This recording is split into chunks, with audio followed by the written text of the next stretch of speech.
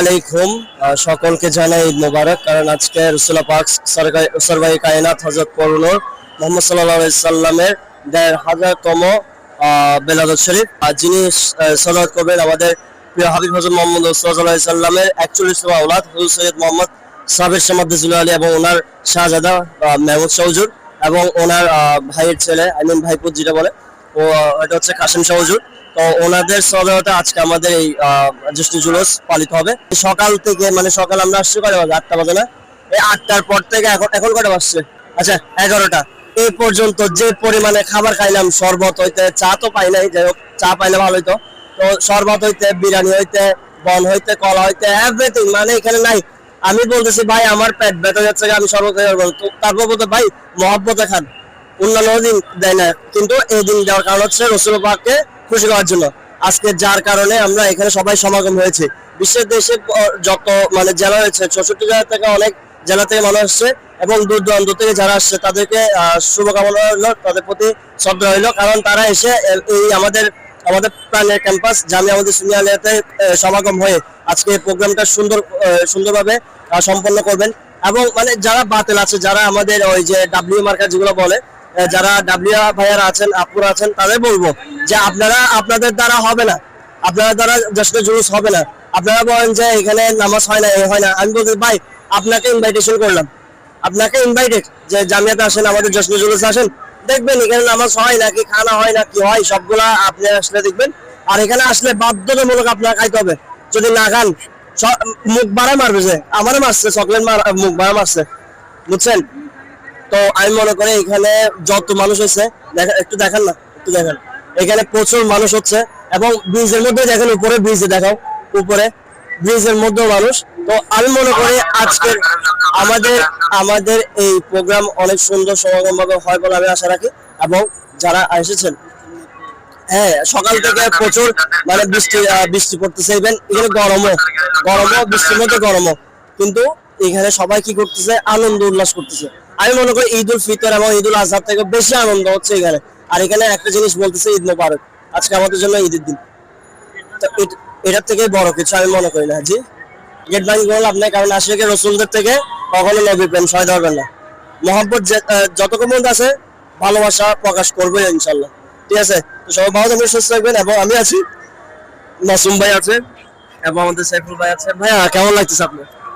আলহামদুলিল্লাহ অনেক ভালো লাগতেছে। রাসূলুল্লাহ আকরাম সাল্লাল্লাহু আলাইহি সাল্লামের এই বিলাদত উপলক্ষে আজকে আমরা এই জুলুসে অংশগ্রহণ করেছি। আসলে আজকে এমন একটা দিন, যে দিনে ঘরে বসে থাকাটা কোনো আশিক রাসূলের পক্ষে সম্ভব নয়। আজকে আমরা এই জুলুসের মাধ্যমে পুরো বিশ্ববাসীকে জানিয়ে দিতে চাই আজকে এটি কোনো সাধারণ দিন নয়। আজকে এমন একজন সৃষ্টি আমাদের ধরাধামে শুভাগমন করেছেন, যিনি না হলে আমাদের এই সৃষ্টি হতো না। আল্লাহ রাব্বুল আলামিনের এই মারিফত, আল্লাহ রাব্বুল আলামিনের এই পরিচয় এই দুনিয়াতে প্রকাশ হতো না যে রাসূল না আসলে। সেই রাসূলের আগমনে আজকে আমরা খুশি উদযাপন করতেছি, নাত পড়তেছি, দুরূদ সালাম এবং জিকির আজকারের মাধ্যমে আজকে আমরা দিনটি উদযাপন করতেছি। এই ভেবে আমার থেকে অনেকেই ভালো লাগতেছে, আলহামদুলিল্লাহ। ধন্যবাদ প্রকাশ করছি। আমি মাসুম ভাই জিজ্ঞেস করবো যে কেমন লাগতেছে আজকে? আলহামদুলিল্লাহ অনেক ভালো লাগতেছে। মানুষের আনাগোনা অনেক বেশি, মানুষ যত বেশি হবে ততই আনন্দ বেশি হবে। এখানে তো সবার থেকে একটা জিনিস শুনতাম, সবার থেকে না মানে বাতিলদের থেকে শুনতাম যে নামাজ হয় না, তারপর হচ্ছে এখানে নারী পুরুষ সমাগম হয় এখানে। তো এটা নিয়ে কি বলবো? এখানে উনি আসি যদি একটা নারী দেখাইতে পারলে দেখাইতে বলেন, একটা নারী আছে নাকি, অবশ্যই নামাজের আজানের টাইম হলে ওরা আসি দেখি দেখ, আজানের টাইমে হলে নামাজ ইনশাআল্লাহ হয়। নামাজের ভিডিওটা আপনাকে ইয়াতে কমেন্ট বক্সে দিয়ে দেওয়া হবে। যাই হোক, শুকরিয়া। এবং আমি বলবো আপনারা যারা আছেন সবাই আসবেন।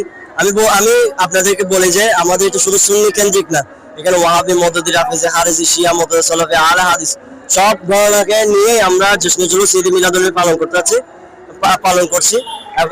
আমি মনে করি আপনারা সবাই আসবেন, এটা আশাবাদী। আমি আরিফ ভাইকে জিজ্ঞেস করবো যে কেমন লাগতেছে আজকে এই জশ্নে জুলুস? আসলে এই দিনটাকে আমি অনেক মিস করি। দিনে আমি আসলে এখানে আসার খুব ইচ্ছা থাকে আমার। আমি গতবার আসছিলাম, তার আগের বার কিন্তু আসতে পারি নাই, অনেক কান্না করছি। পরের বার আসছে, এখানেও আসছি। যাক অনেক ভালো লাগতেছে, বলে বুঝাতে পারবো না আমি।